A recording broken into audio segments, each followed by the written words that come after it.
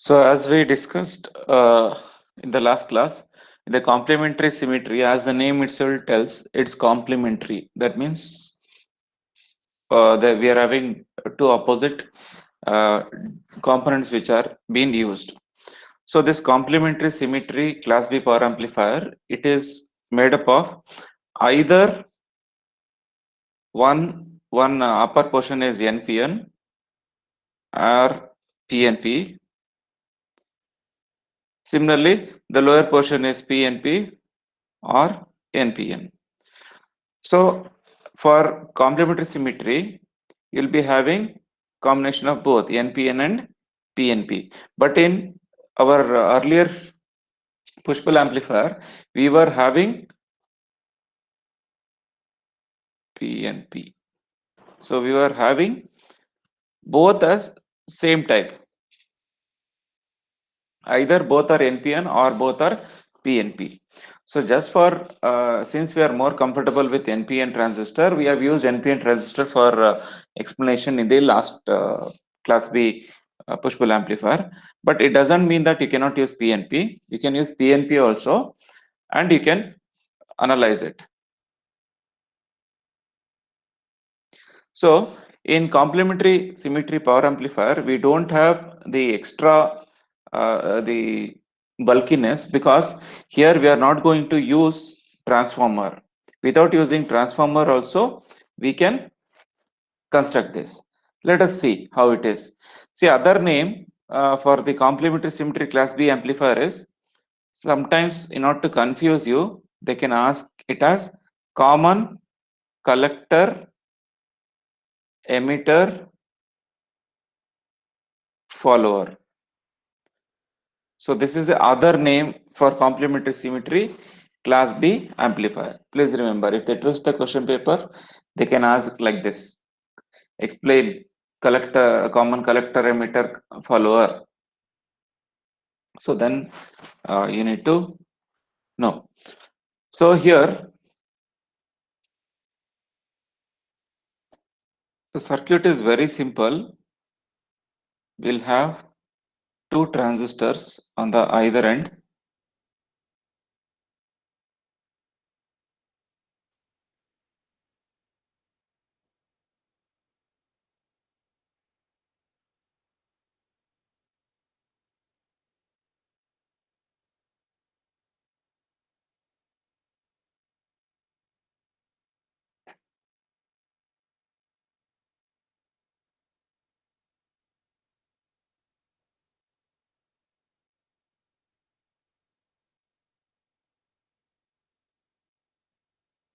Like this. This is RL, this is Q1, this is Q2, and we'll have one capacitor here. Can anyone tell me why we are using this capacitor?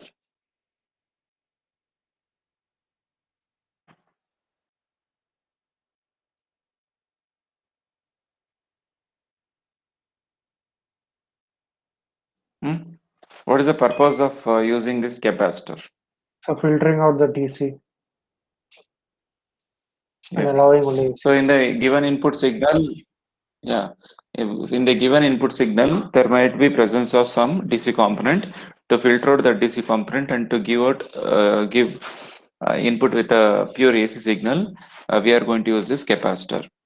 And this is our NPN and this is our PNP transistor. So here there is no splitting phase. So if in this case, when during first positive half cycle comes, if you are getting positive cycle, both will get positive cycle only. Either both will get positive, either both will get negative. That is the uh, change here.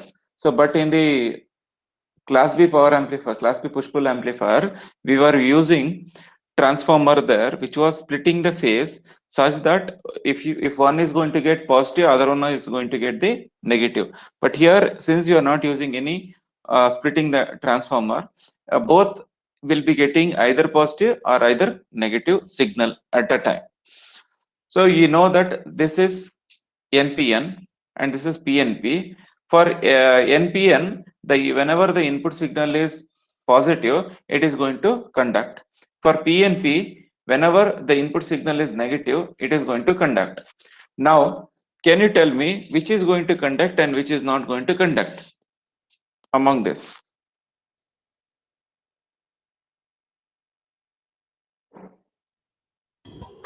So Q2 won't conduct. Sir, NPN will might Hmm. conduct, sir. Q1 will conduct, Q2 will not conduct because Q2 is PNP. PNP means the base terminal is N. This is NPN. So base terminal is P. So positive and positive signal is been given. So obviously it gets forward biased and it turns on. So because of this, we will be having the signal and the current will be flowing in this direction because of positivity here.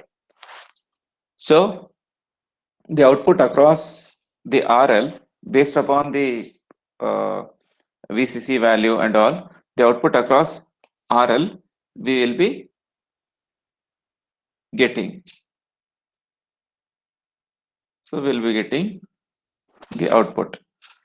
So this is output across RL. Similarly, when you are going to give negative,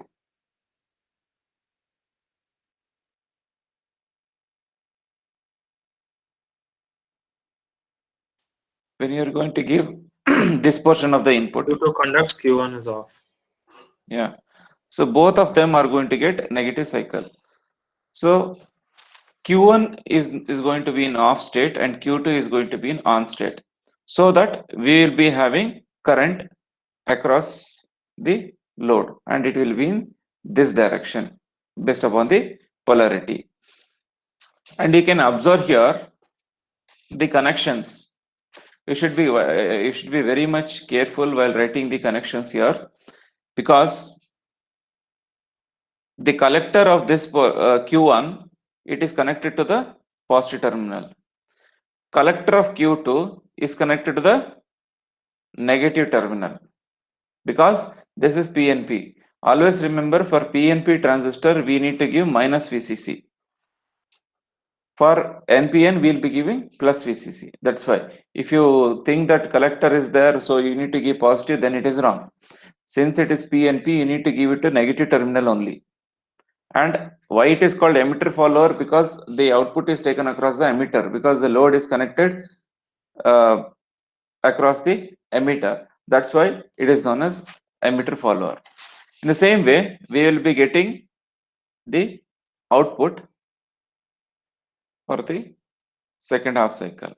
So since they are going to flow across the load, the combined output will be like this. This is our VRL. But here, since only this is NPN and this is PNP, there will be some slight mismatch. Because of that slight mismatch, what happens, instead of the signal coming like this, it will be having a crossover distortion.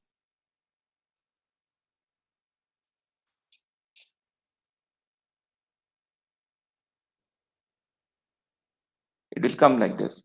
That means whenever a signal is crossing, the zero reference line, there will be some distortion, or there will be the signal will be there will be some zero voltage for some small amount of duration. So that is known as the crossover distortion.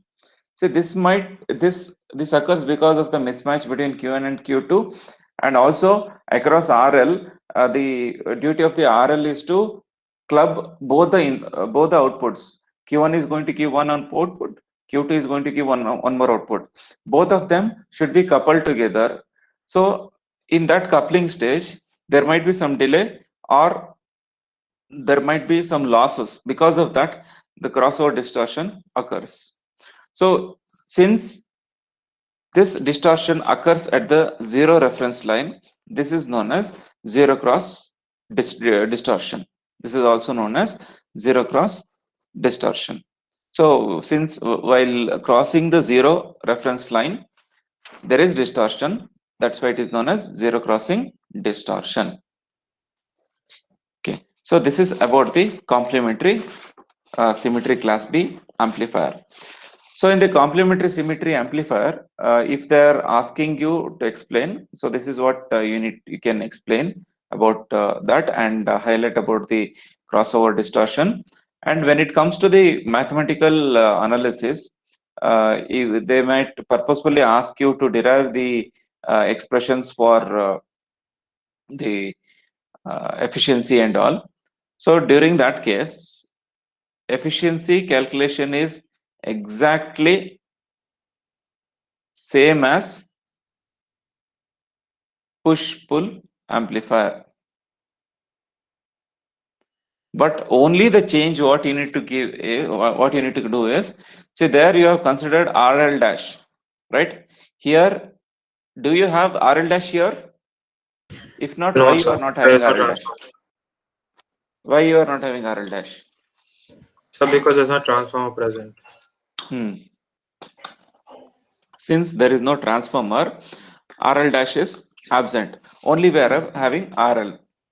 So in the derivation, whatever we have done for class B push-pull amplifier, wherever you are having RL dash, just replace it by RL. That gives you the expression. Efficiency, everything is same.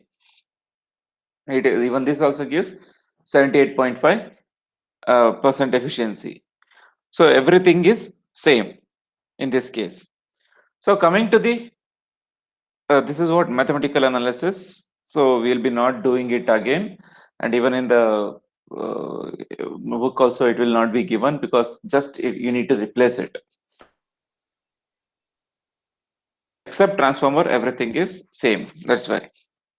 So coming to the advantage. So So as one the doubt. circuit is, yes, tell me. Sir, yesterday when you told us about the classification, you told push-pull uses 2 transformers and complementary symmetry uses 1. But we don't Yes. use a transformer here, no? Yeah, that's what I told. Even in yesterday, after that, I told you, you can use one transformer at the output side, or you might neglect the transformer. Without using that transformer also, you can construct. So, but won't it Okay. make a difference? Yeah, If we use obviously it will make some difference. See, but even though we have not highlighted the zero crossing distortion in push-pull amplifier, but there also there will be some distortion because the output is been coupled by the transformer. yes, The sir. transformer will also have some delay. Okay, so the first half cycle, second half cycle, in coupling them, there will be some delay. That delay gives out zero voltage for that particular duration. So obviously there will be some efficiency difference. But in order to reduce the bulkiness of the system, we'll go for this. Yes, sir. Otherwise, also you can just add a transformer at the load side, and we can have the same construction. Yes. Thank you, sir. Okay. So as circuit is transformer less, its weight, size, and cost will be less, obviously. And due to CC configuration, see here we are using CC configuration in this case. Impedance matching is possible. And can you tell me about the frequency response, whether it will be good or poor?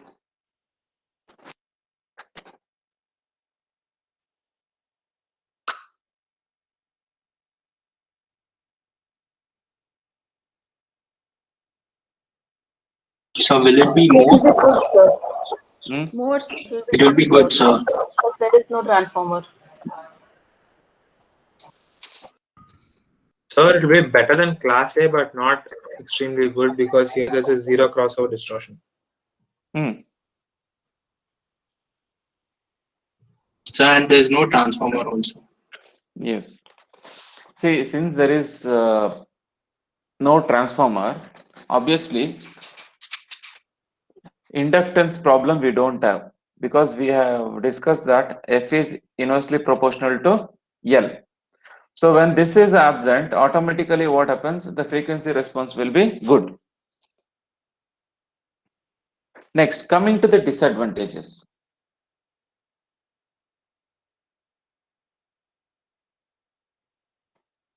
Nivedita, Yes, sir. what are the disadvantages you found in this case?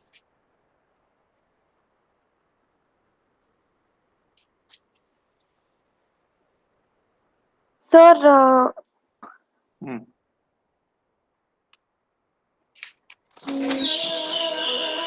advantages are more, no, sir. Advantages we have discussed. What about disadvantages? Crossover distortion. Okay. Then Um, see the circuit. 1 minute, sir.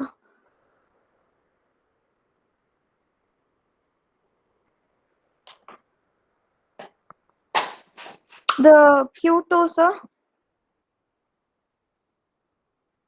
Hmm? PNP. Existence Hmm. of PNP. Hmm. Existence of PNP. Okay. Then Hmm.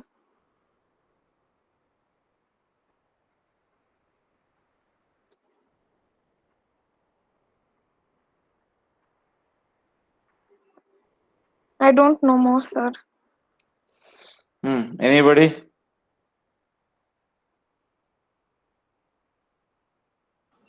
So since there are two different these things, NP and PNP, the input voltages you need to give differently. Two different Hmm. input voltage is required. Hmm.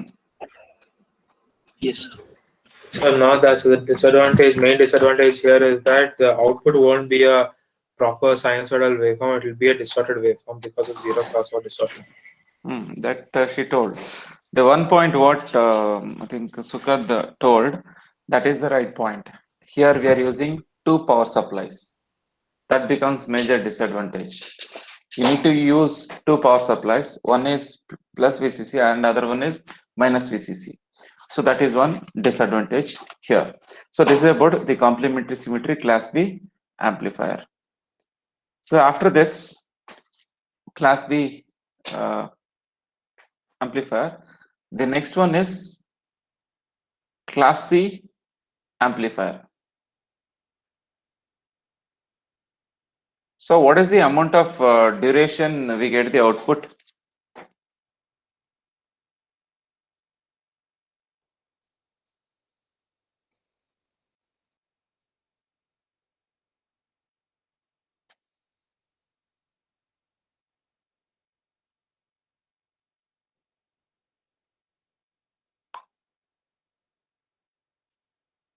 What is the duration for which you'll get the output?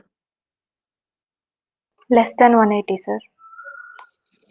Yeah, correct. And what about the Q point? Below cutoff. Yes, Look at all. good. So the output of the class C amplifier is less than 180 degree. That means not even half cycle is going to flow in class C amplifier, and the Q point is below the cutoff. So considering this type of amplifier, you can just imagine how a signal which is less than 180 degree can be utilized to run a device.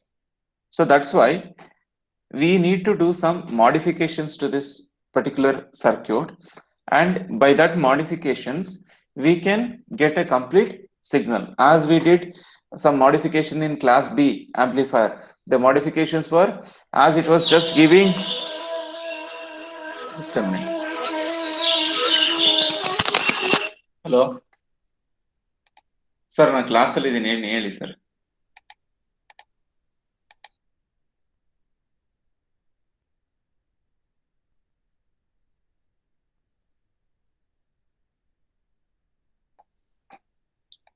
So as we were making that modification in class B, where we added two transistor to the combine the half cycles and give out a complete signal.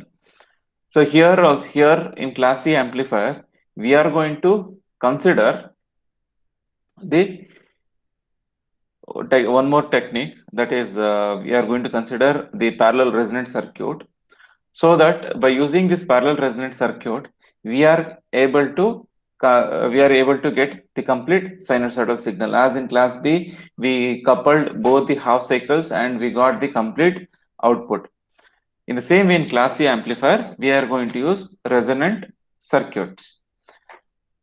So in class C amplifier, we will be having only one transistor.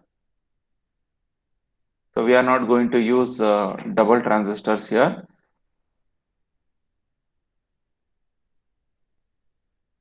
And this will be minus VEE. This is RFC, radio frequency choke, the coil radio frequency choke. And this is connected to the inductor L, and we are having this will be connected to plus VCC, and we'll have one capacitor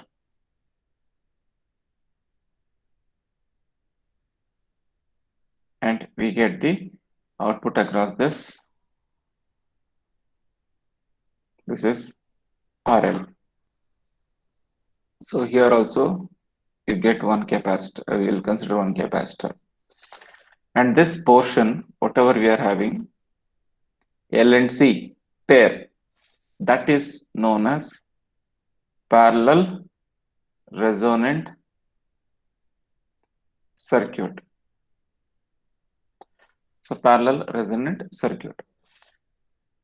So here the technique what we are going to use is, as we know, the operating cycle is only operating cycle is less than 180 degree and the Q point is in cutoff region.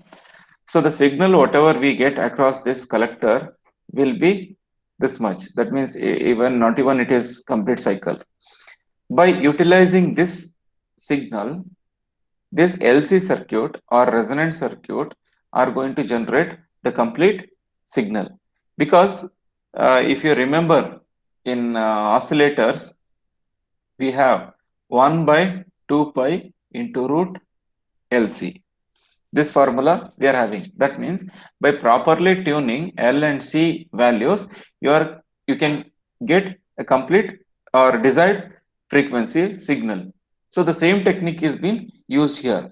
So here this minimum signal is used to get this inductor and capacitor to charge themselves, and after that they start producing signal. Let us see how it happens.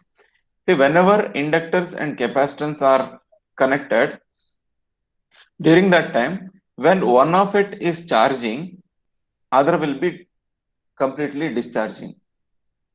If L is charging, capacitor will be discharging. If L is discharging, capacitor will be charging. It will be like that. Both of them will not charge at a time. And since both of them are connected to this particular point, at this particular point we are getting this signal which is less than 180 degree. By using this signal, this inductor is going to store the energy, because we will not tell inductor is charging, because it will store the charges in the form of magnetic field, right? It will not store the energy, the charges. It will store the energy in the form of magnetic field. So when when the inductor is going to store the energy, and it will reach the peak value, after that, what happens? It starts destroying the energy, or it starts destroying the field which is across it. So we call it as destroying, because we cannot tell it is discharging, so we tell it as destroying the magnetic field. It destroys the magnetic field which is across it. So while destroying it, that magnetic field will be now used to charge this capacitor. That magnetic field now, the magnetic field or the magnetic energy, that will be stored in the form of electric field, in the form of electric field across the capacitor, and the capacitor starts charging, and the capacitor will charge to the peak value, and inductor will lose the energy to the least value. So when this is at the highest level, this will be at the lowest level. Now when capacitor reaches the peak, the charging goes to the peak value. After that, the capacitor again starts discharging. When the capacitor again starts discharging, this energy which was stored in the form of electrostatic field, electric field, will be used to again store the energy across the inductance. Again the magnetic field across the inductance will be building up, and again the magnetic field will reach the peak, and again it destroys its energy or the magnetic field. Again this process will be keep on continuing. So this process of charging, discharging, charging, discharging produces a sinusoidal signal. That sinusoidal signal is our output. This is how class C amplifier works. So by properly choosing L and C component, we are capable of getting our desired frequency. Okay, so this is about the class C amplifier. So derivations for this and all we don't have, and also coming to the load line for class C amplifier.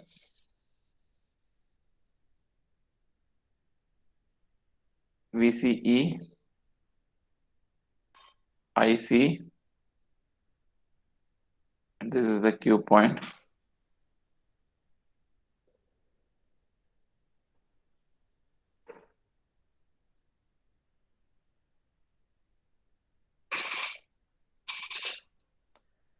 DC load line, and this will be AC load line. Sir, I have a doubt, sir. Yeah, tell me. Sir, you said that the Q point lies below the cutoff, but here the Q point is on the cutoff. What is the difference between both of them, sir? Sorry, this actually I have to extend it till here. Instead of writing that, I just since this is load line, I just marked it. So actually the Q point comes here. Okay, sir. Okay. So now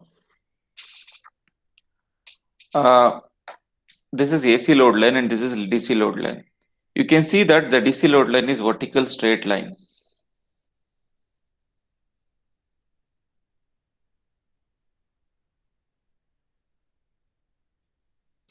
Why you are getting straight line?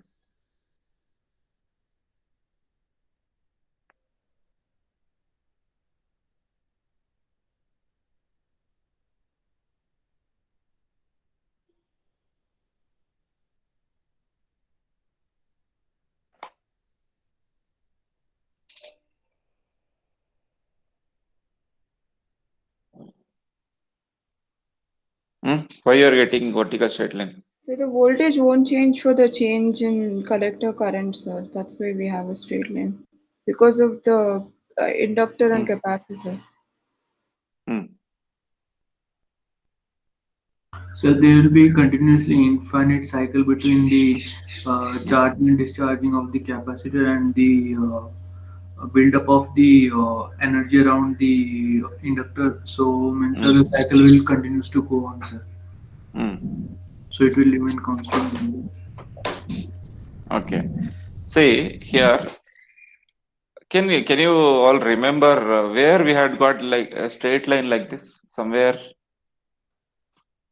Class A Class A, amplifiers, sir. Class A, sir. Yes. transformer coupled. in class A amplifier we had the same thing, because there the transformer primary coil was considered as the collector resistance. Here also we are having a coil. Inductance is a coil, no? So here also we consider the drop is completely, here since we are having the inductor, so obviously we will be having only the voltage point and will not have a current point.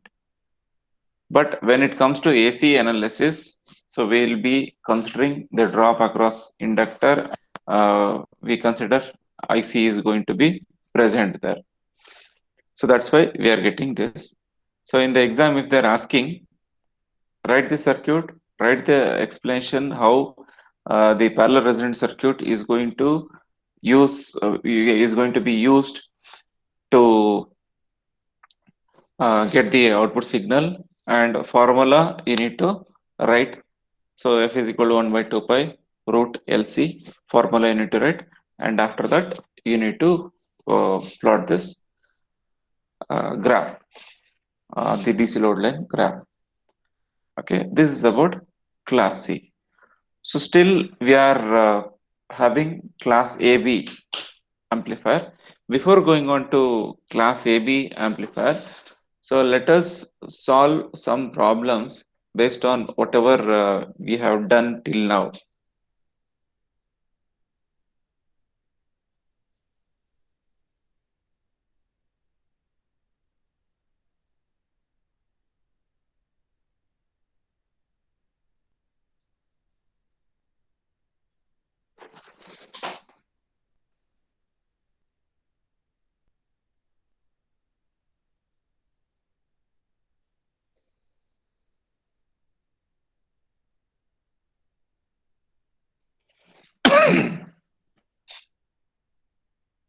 Okay.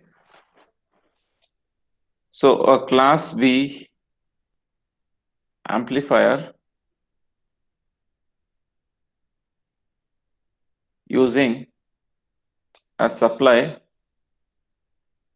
of VCC is equal to 30 volt and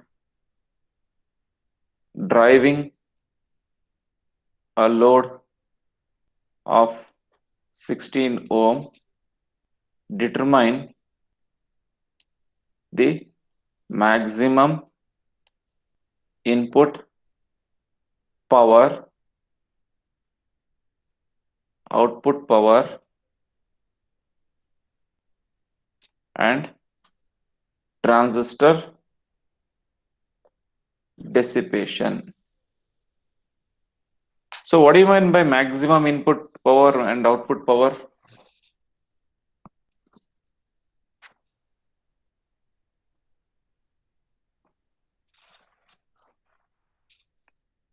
What they are expecting?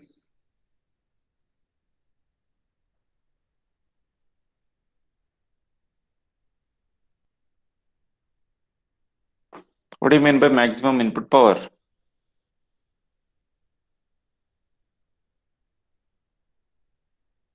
Kirtana? Yes, sir. Maximum P max you have to find, I think. P max, which P max? 1 second, sir.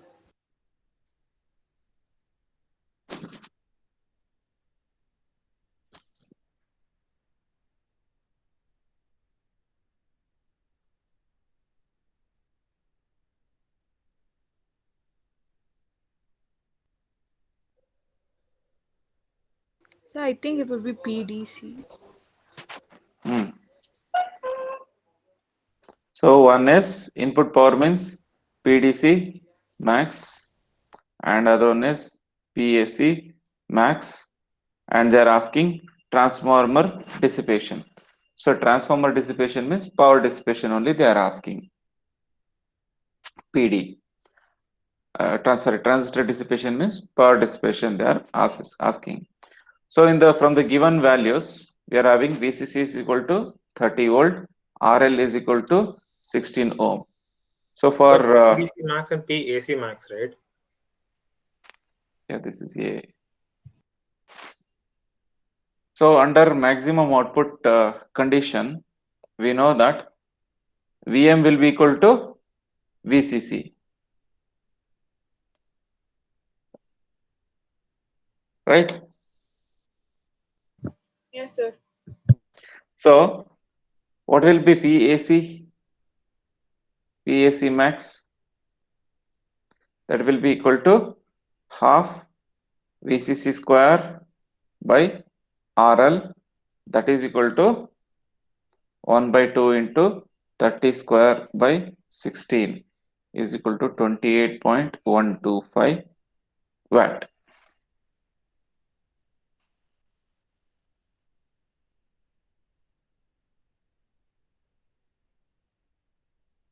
So to find PDC max, what is the formula we are having?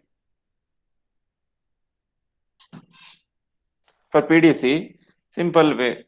See, IDC into VCC. IDC is what? 2Im by pi into VCC. So first you need to find Im. So how can we find Im from the given data?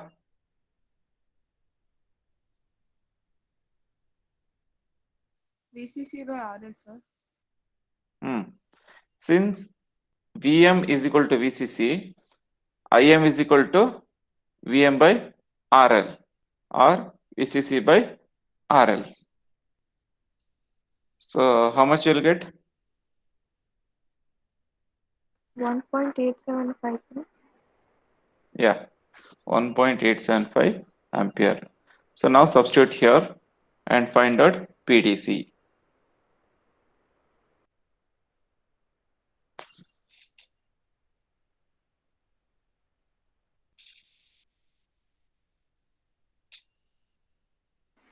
$35.82, sir.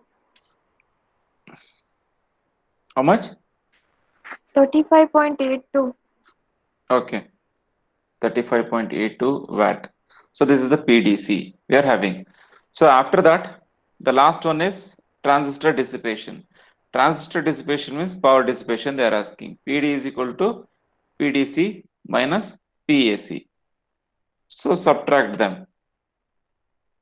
So 35.82 minus 28.125.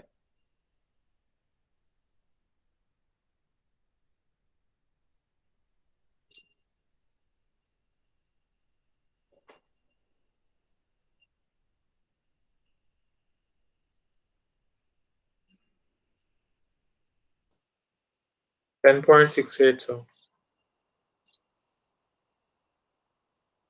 No, 35.8, 7.68. 7.68. Yeah, 7.68. 7.69. Yeah. So this is our power dissipation. See, if they're just asking you find the power dissipation, you have to end up here. If they're asking power dissipation in the sense transitory dissipation, you can end up here. If they're asking you, sometimes they'll ask you find the power dissipation in each transistor.